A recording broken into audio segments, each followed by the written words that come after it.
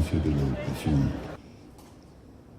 espacios de avance en la invisible frontera académica de las ciencias ambientales puras y aplicadas en toda su extensión.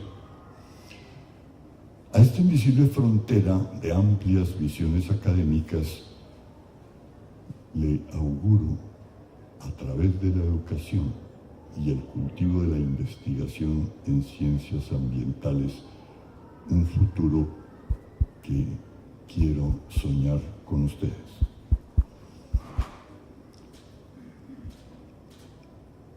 Por coincidencia es esta una imagen especular de la fundación de un doctorado en educación y cultura ambiental que celebramos hace poco en la ciudad de Neiva y que me facilitó mucho hacer las lecciones inaugurales paralelas.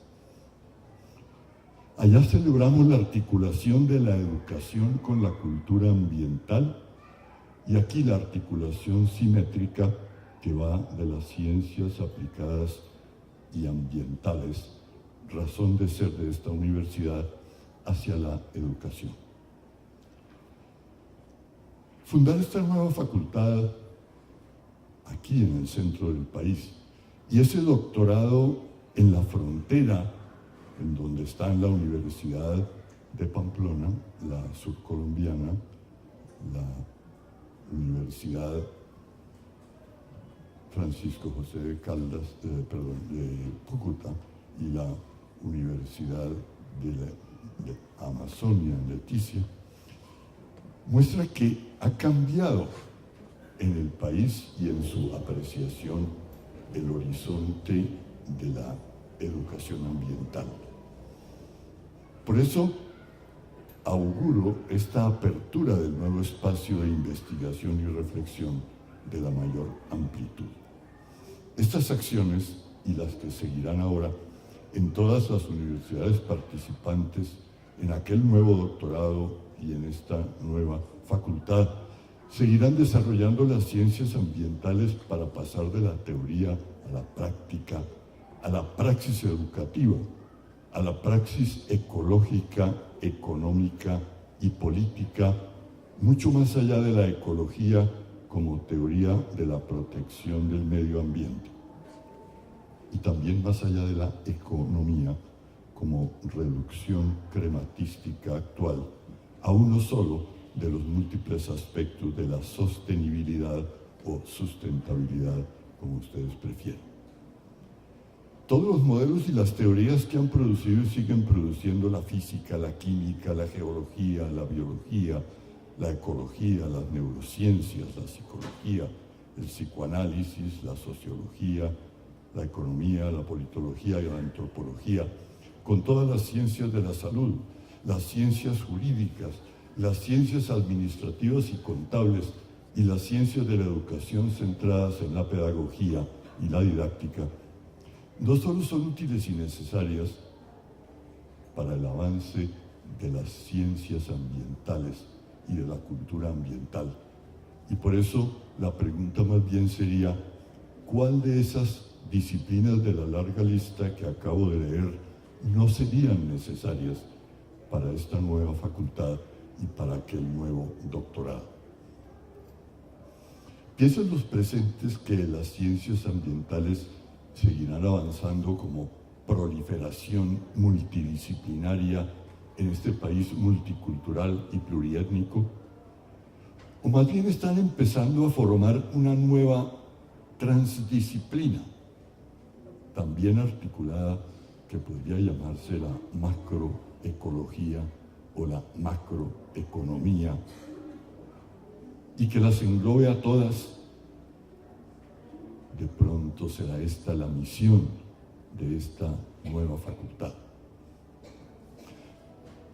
La ecología pretendía sintetizar en una sola disciplina, en ese momento llamábamos interdisciplinaria, los modelos y las teorías y las prácticas de la larga lista de disciplinas que llevan ya 140 años si los contamos a partir del cuaderno B de Darwin. Cuando llegué a la Javeriana en el año 1971, la ecología era apenas una asignatura más, optativa, para los estudiantes del último año de la carrera de biología. Ahora han florecido en 1000 corolas las ciencias ambientales. ¿Seguirán proliferando o podremos articularlas en una nueva transdisciplina del futuro que las sintetice a todas? Supongamos que ya se está configurando esta nueva disciplina macro, que todavía no tiene nombre, y que pronto vaya a nacer y crecer con los esfuerzos de estos doctorados, maestrías, especializaciones, licenciaturas, diplomados de las universidades empeñadas en la cultura ambiental y la educación ambiental. ¿Cuál será la única forma de acción colectiva que puede comunicar esa transdisciplina y volverla praxis ambiental? Solo la educación. No solo la educación ambiental desde la sala cuna, la primaria, la secundaria y la media. También la educación a los futuros profesionales en el nivel terciario, la avanzada y sobre todo la educación ciudadana más amplia, formal y no formal, a toda la ciudadanía. Creemos que las facultades de educación son para las primeras, la primaria, la secundaria y la media, o tal vez para los formadores de esos niños y niñas, pero esta nueva facultad tiene una misión mucho más amplia. En esa frontera más amplia, la educación continuada y permanente, desde la cuna hasta la tumba, como diría el maestro Gabo hace 20 años en la misión de Ciencia, Educación y Desarrollo, ubicó la nueva facultad de educación. Quiero desde el primer día ampliar su misión más allá de las licenciaturas, más allá de los cursos y especializaciones o maestrías a los futuros docentes, más allá de los programas de capacitación o profesionalización. Esta facultad, por supuesto, es para la educación ambiental en todos esos niveles, pero también para la de sus propios estudiantes y profesores. Me atrevería a decir, principalmente para aquellos que en la universidad enseñan ciencias aplicadas y ambientales. Pero también podría hacerlo para profesores y estudiantes de otras facultades, de otras universidades de Bogotá, del centro del país, y la veo hacia el futuro con esas 4 universidades fundadoras del doctorado de frontera, en esa extensa frontera oriental con la surcolombiana, la Amazonia, Pamplona y la Universidad Francisco de Paula Santander. Por eso mi tesis central en esta lección inaugural es que esta misión educativa más amplia que se proponen ya el rector, los fundadores y los miembros del consejo, los decanos, los vicerrectores, los profesores y el decano fundador, Óscar Ibarra, puede y debe concretarse en una misión académica más ambiciosa todavía. Estoy pensando en la reformulación integrada e integradora de todos los aspectos de la cultura ambiental, en una síntesis de todas las ciencias ambientales, en una futura transdisciplina que he venido vislumbrando hace ya tiempo. Mi apuesta central es pues proponerle a esta nueva facultad y a esta nueva, 30 años son muy joven, sobre todo para mí, proponerle una misión imposible. Me corrijo. Mi apuesta central es proponerle a todos los presentes una misión que parece imposible, pero que llamo con optimismo la misión casi imposible de gestar, dar a luz, ampliar, difundir y propagar una futura transdisciplina unificada que versa sobre nuestra casa global, el planeta Tierra, que quisiera bautizar antes de que nazca la oikonomía del futuro. Espero que los aficionados entre ustedes a la fonética, la poesía, la filología y las etimologías hayan captado ya la semejanza entre los sonidos iniciales de ecología y economía que he venido dejando caer para que no se dieran cuenta todavía de la palabra clave de mi análisis, el vocablo griego oikos. Esta combinación inicial en la que comienzan economía y ecología no es solo el eco auditivo que se repite al comienzo de las palabras. Ese eco de la fonética de la ninfa Eco enamorada de Narciso es distinto del oikos que aparece en esas palabras economía y ecología. Los invito a que sigamos escuchando, asociando, jugando con los vocablos como los niños del jardín infantil y también golpeándolos con el martillo contra el yunque, como el taller del viejo herrero con sus jóvenes aprendices. Llamo a estos juegos de palabras talleres de vocablos y me atrevería a conjeturar que aquellos a quienes les gusta la economía y la econometría inmediatamente reconocerán allí que ambas vienen de oikos. En cambio, a una madre gestante o a un doctor en medicina pensará más bien en la ecografía, que pertenece al ecofonético. Los profesores de la universidad inmediatamente pensarán en ecosistemas. Esa también proviene de oikos, porque el ecosistema es la casa, el hogar, el hábitat, el nido, la cueva, la maloca, el nicho. La construcción del sistema en el que viven las poblaciones animales y vegetales en su medio natural, pero también en el medio cultural. Lo que pasa es que los peores depredadores de la jungla darwiniana somos nosotros y no los dejamos vivir tranquilos en sus casas. Esta especie humana, llamada a veces Homo sapiens sapiens, y que yo prefiero llamar sapiens incipiens, muestra su ignorancia colectiva de las ciencias ambientales, y por algo los mamas de la Sierra Nevada nos llaman los hermanitos menores, que jugamos irresponsablemente con el medio ambiente. Si queremos volver a aumentar esta sabiduría de nuestra especie, necesitaríamos mucho más formación en la cultura ambiental, mucho más educación en todas las ciencias ambientales para llegar a ser algún día más sapientes en el manejo de nuestra casa grande. Esa sabiduría ecológica que nos enseñan muchos de los grupos étnicos y esa cultura ambiental que se va extendiendo en el mundo apuntan hacia lo que he llamado la nueva economía del futuro. Y para ello solo hay un camino: la educación, la formación, la inculturación de las nuevas generaciones en la cultura ambiental.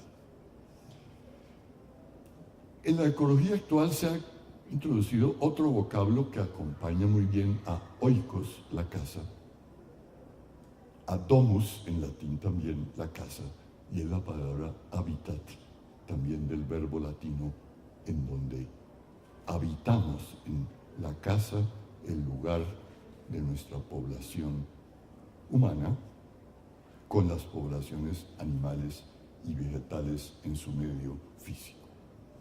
Se forma pues un campo semántico al estilo de Trier, que parte literalmente del mundo de la vida, del lugar, de la casa, del hogar, y captura invariantes de distintas tradiciones y lenguajes. Busquemos en ese campo semántico otras pistas para la futura transdisciplina. Las dos ciencias actuales más conocidas, que serían las raíces de esta futura oikonomía, empiezan pues con ecología y economía, y pretenden educar a las personas para saber vivir en sus casas, en sus hábitats, en sus fincas, en sus empresas, ciudades, campos, países y regiones.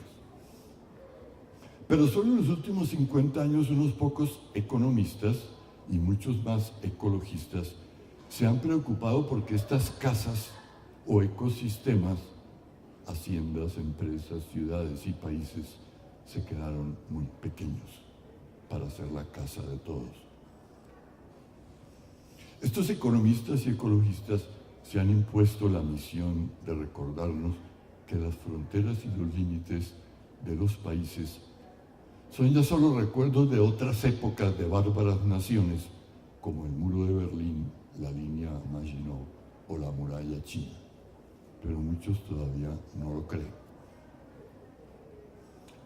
La utopía que contemplo, guardada en esas 3 letras eco, es que algún día, no muy lejano, todos los primates, o al menos los de nuestra subespecie poco sapiente, nos sintamos como hermanos y hermanas que vivimos en la misma casa de los abuelos del paraíso, el planeta Tierra. De lo contrario, esa casa grande seguirá de tumbo en tumbo, de mal en peor, hasta hacerse invivible. La economía actual se suele dividir en macroeconomía, donde se trabaja la producción, distribución, consumo, empresa por empresa, porque se olvidó hace tiempo que debía empezar casa por casa. Y la micro y la macro, cuando se trabajan los mismos procesos país por país. Hace tiempo se olvidó a la economía que micro debería ser todos los detalles del consumo, el ahorro, la producción y la reproducción de cada hogar, de cada casa pequeña, de cada sistema ecológico en su entorno inmediato. Y macro cuando la casa es grande. Pero ¿qué es la casa grande ahora sino todo el planeta Tierra? Podríamos llamar a la macro ahora la mesoeconomía planetaria y macro a esa futura o economía de la que sueño. Pero infortunadamente no es así. Los economistas parecen no haberse dado cuenta de que hace tiempo le llegó su complemento, la ecología, que también podría ser macro, meso y micro. Pero los economistas parecen seguir campantes sin mirar siquiera las raíces griegas de las palabras. Más bien se ha venido dando una guerra entre la ecología y la economía. Los ecologistas denuncian que los economistas están acabando con el planeta. Y los economistas denuncian, aquí en Colombia, a imitación de muchos del imperio, que los ecologistas les están estorbando el desarrollo, la producción, el crecimiento, la minería. ¿Será que el crecimiento del Producto Interno Bruto o PIB de nuestra casa meso está en contra de las ciencias ambientales? Se preguntaba Teresa León Pereira cuando trabajábamos en la renovación curricular sobre estos temas, ¿quién ha dicho que Colombia necesita incrementar el Producto Interno Bruto? Deberíamos preocuparnos mucho más por aumentar el Producto Interno Inteligente. Ojalá esta facultad y toda la universidad contribuyan a aumentar ese Producto Inteligente, el único que a la larga puede aumentar sosteniblemente el bruto. Más inteligentes seríamos si pudiéramos armonizar la ecología con la economía, en vez de hacerle más caso a los economistas y arruinar los ecosistemas, o más caso a los ecologistas y paralizar el sistema productivo. Si nos dedicamos a la ecología sin saber economía, ¿qué hacemos con los colonos? Si les impedimos tumbar árboles, ¿qué hacemos con las empresas madereras y papeleras? Si ellas saben sembrar más de los que tumban. Si impedimos la extracción de minerales, vamos a desaprovechar la bonanza petrolera, como parece que ya la desaprovechamos, y la aurífera. Si detenemos las carreteras y los túneles con las mal llamadas licencias ambientales, ahora casi ridículas, ¿cómo exportaremos los productos? ¿Cómo llevaremos esos productos del interior a nuestras costas? Si exigimos desde ya contaminación cero, arruinamos a nuestras débiles empresas. Pero si cedemos ante la presión del capital extranjero y depredador y la voracidad de sus empresarios locales, sin saber ecología, somos conscientes del costo que estamos pagando a mediano y largo plazo.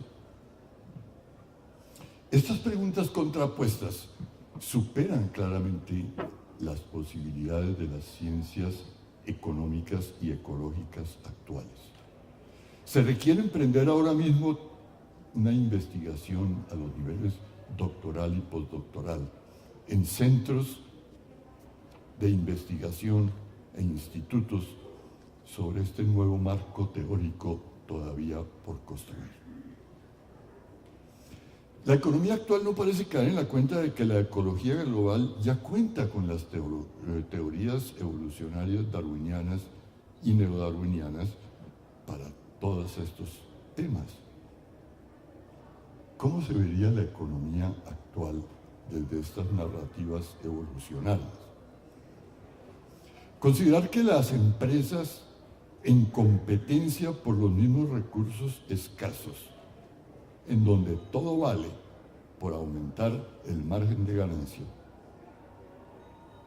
sería sacralizar este tipo de capitalismo, como lo ha hecho cierto autor hablando del fin de la historia.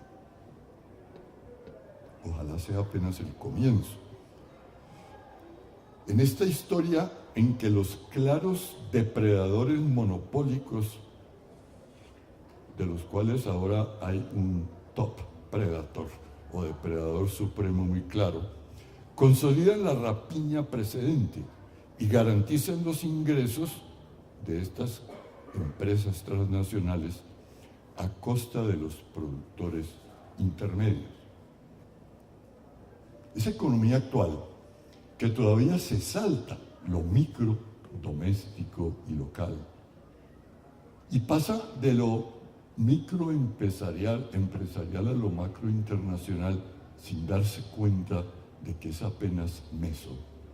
Parece no saber que todos vivimos en una única casa grande, macro, que ojalá fuera un hogar fraternal de ciudadanos iguales y libres. Pero los economistas parecen creer que estos cuentos dieciochescos de la igualdad, la fraternidad y la libertad son apenas moralismos piadosos. No quieren saber nada de las libertades a menos que sea la libertad de empresa, la libre competencia, la libre circulación de bienes y divisas y una libertad de prensa que no es para informar, sino para propagar cuentos y exacerbar el consumismo. Parece pues que las economías que estamos enseñando en nuestras universidades son muy útiles para los depredadores, pero no para las presas. Y las presas somos todos nosotros, los seres humanos comunes y corrientes, que no tenemos suficiente capital financiero para depredar a los demás y menos para vivir de la renta. Estoy copiando aquí de algún famoso manifiesto de hace casi 200 años. No le estamos pidiendo al imperio que vuelva a hacer ayuda externa como dádiva generosa. No le estamos pidiendo a los rentistas que regalen su capital, sino que no lo acrecienten sin mesura a costa de la casa grande. Si ya pueden vivir muy cómodos en una casa grande, una mansión, un latifundio,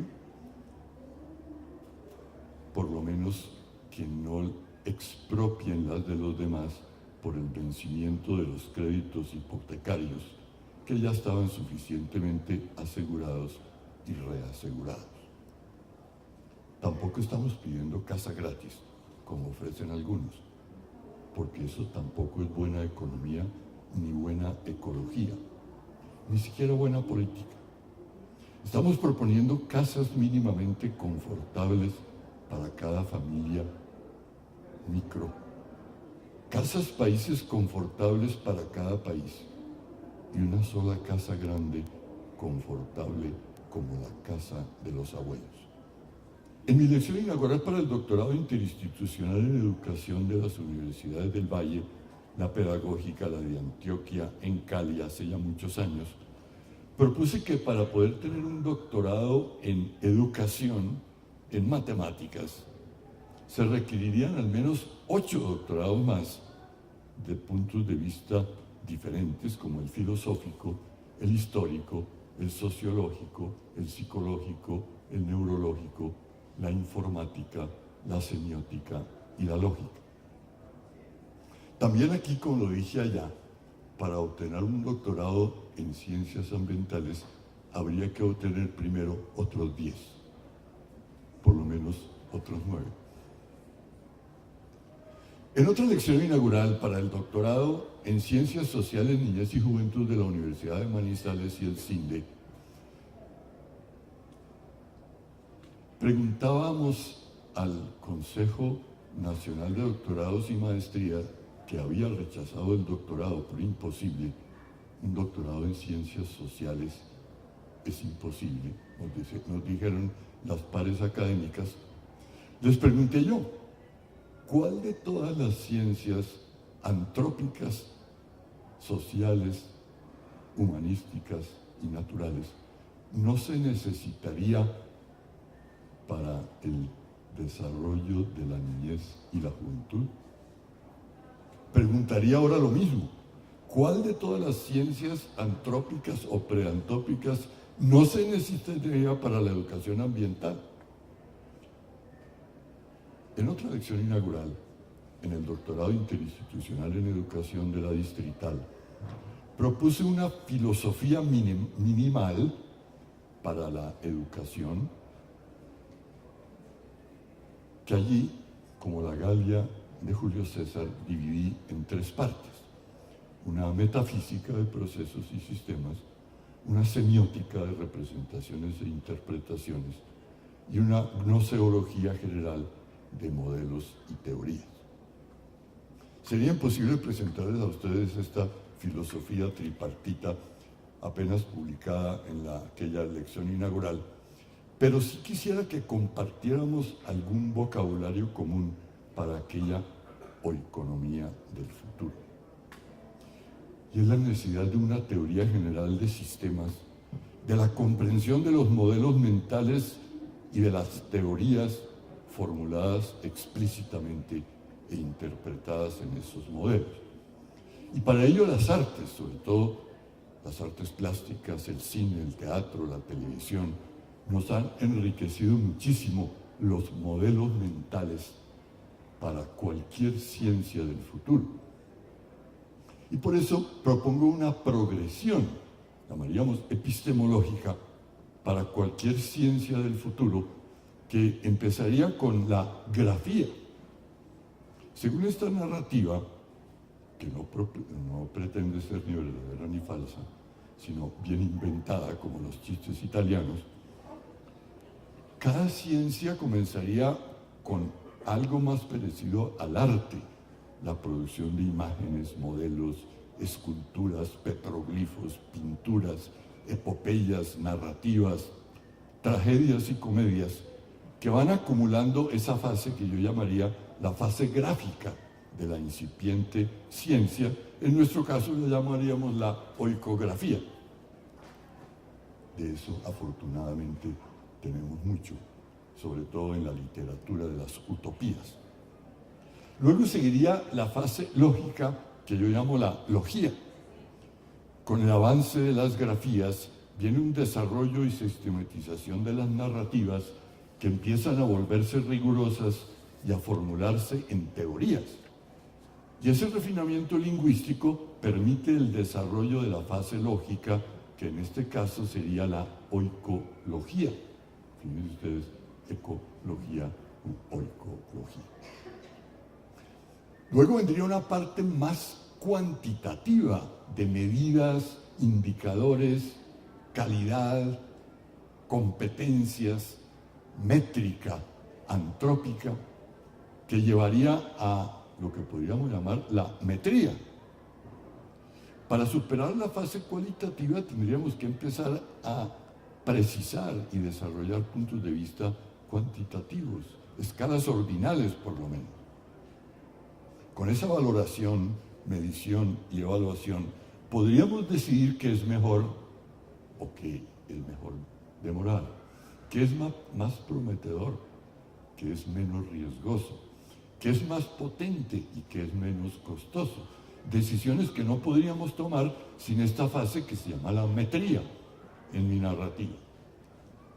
Tendríamos pues que desarrollar no la econometría de puros indicadores crematísticos en dinero, sino una oikometría más profunda que podríamos poner como las tres fases precedentes a la que recoge las leyes, reglas y regularidades la nomía.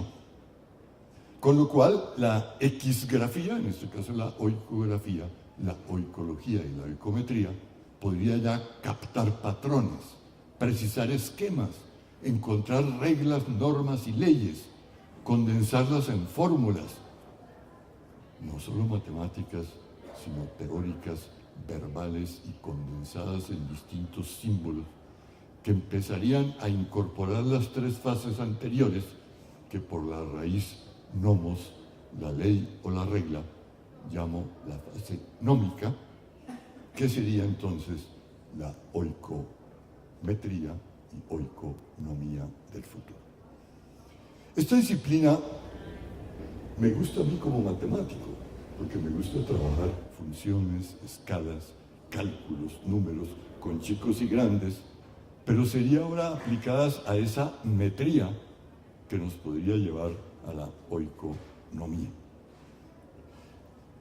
Estas críticas y esta diferencia continuada de cómo la economía actual con la econometría actual está llegando a una contradicción con los mismos propósitos de la economía, que se resista a aceptar que el coeficiente Gini es evidencia de esa contradicción. Y todavía rechazan muchos de ellos la simple fórmula matemática que nos presentó Thomas Piketty y la otra Piketty, Kate Pickett con Richard Wilkinson, sobre la desigualdad y la infelicidad colectiva. Esta creciente desigualdad e inequidad es ahora la crítica principal de la economía de los depredadores. Pues a pesar de las promesas del goteo o trickle down, de la reganomía de hace 30 años, no ha logrado avanzar en la lucha contra la pobreza, en la distribución y en la equidad. Lo que pasa es que muchos economistas actuales siguen criticando a Piketty, pensando que ese es un tema blando, un tema de moralismo, de compasión por los pobres.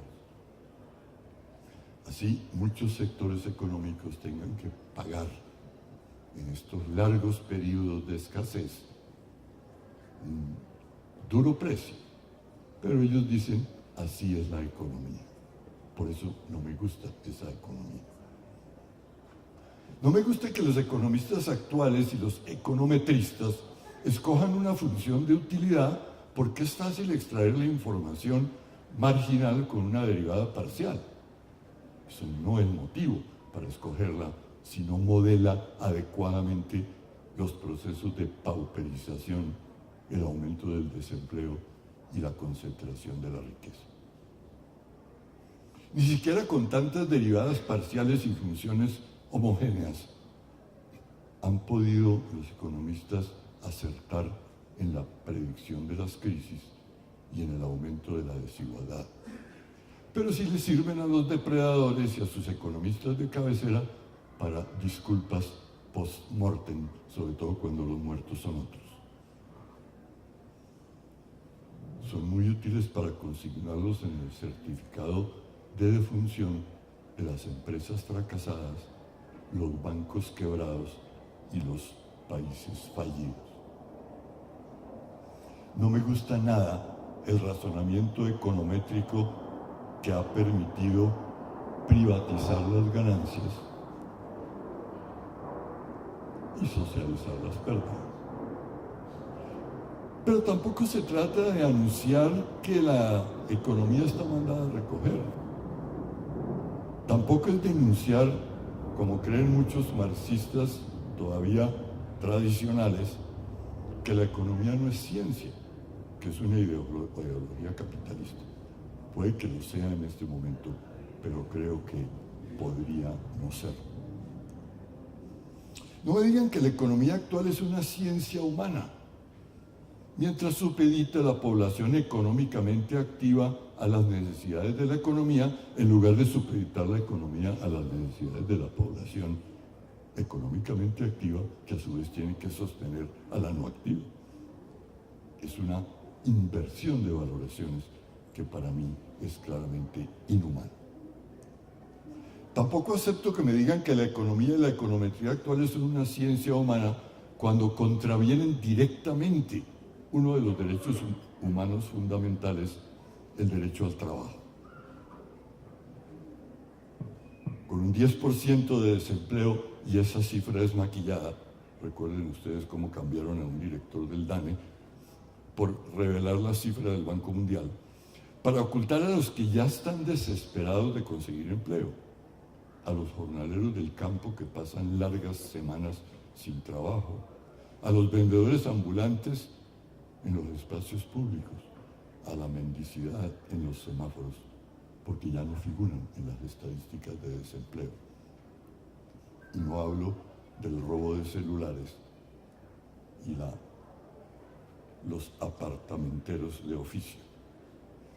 Si ese es el derecho al trabajo que ofrece la economía de los depredadores, que no me hablen a mí de derechos humanos ni de ciencias humanas.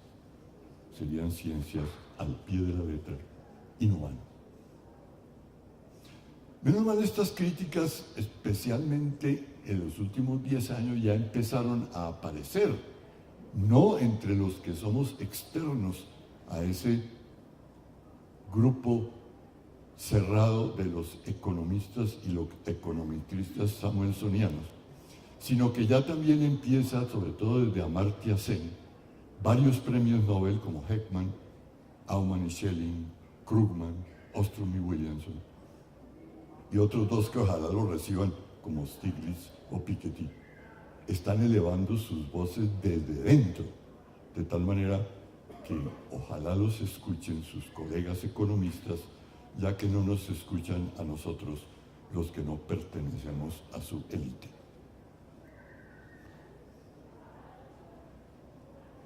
Hasta esta última producción de los economistas y los últimos premios Nobel, muchos de los economistas actuales, sobre todo los llamados economistas jóvenes, ya no tan jóvenes, pensaban que podían disculparse de que sus proyecciones no se habían cumplido debido a la corrupción, a la política, al narcotráfico, etc. Fíjense ustedes que ahí sí usan el lenguaje moral para sacar disculpas, pero rechazan los demás llamados a la equidad, a la erradicación de la pobreza, a la libertad, a los derechos, como moralistas. Después de cada crisis, los economistas se lavan las manos y dicen: mi modelo era matemáticamente válido, mi proyección científica debería haber ayudado a los gobiernos a su desarrollo. La culpa es de los demás, es de los corruptos, de los jueces, narcotraficantes, paramilitares, ministros, guerrilleros, etcétera, etcétera. A mí que no me hablen entonces de validez matemática de un modelo que no se cumple en ninguno de nuestros países.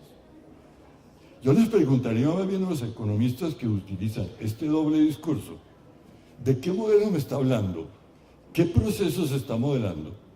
¿Qué también y ante todo, por qué confunden el razonamiento formal matemático con el razonamiento basado en los modelos, basado en los casos? Para darle un brillo artificial a una predicción, porque es una solución de una ecuación tan complicada que deslumbra a los incautos. La macroeconomía no puede ser ya pues la teoría de las polis, de los estados, como organismos depredadores con un top predator en la cabeza de esa pirámide ecológica tan frágil como otras pirámides que conocemos. Diríamos que el macroambiente de nuestra casa es apenas el sistema solar. La macroeconomía se reduciría en esta nueva oeconomía del futuro a un nivel meso de sus sistemas regionales. La micro incorporaría todos los aspectos de la arquitectura limpia de las casas y los edificios, de las fincas autosustentables, los consumos de servicios públicos, las transacciones del trabajo doméstico, y caería en la cuenta de que el trabajo de las madres y de las hermanas mayores se les quedó por fuera de sus cálculos econométricos.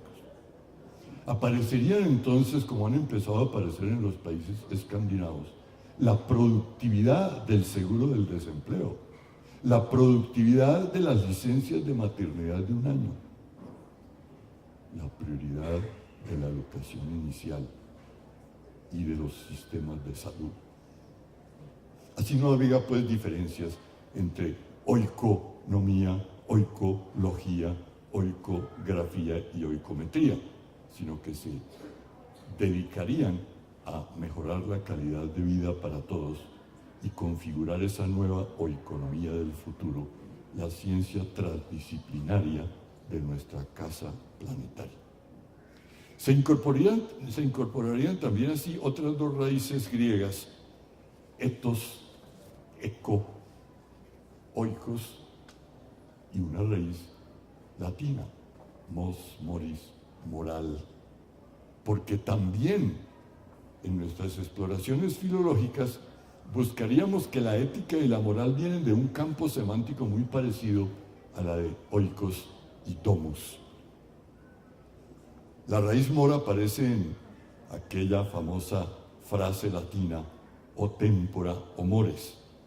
Aparece en la palabra moral, en la moralidad, pero los aficionados a la etimología inmediatamente recordarán que morada es también la casa, oikos. Lo mismo sucede con la raíz de ética. Se refiere a la costumbre, pero también al hogar, a lo doméstico.